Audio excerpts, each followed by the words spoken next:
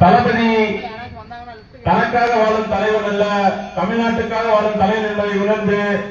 இன்று நாம் செல்லும் இடங்களில் எல்லாம் மக்கள் தளபதிக்காக தரும் பேராதரவை,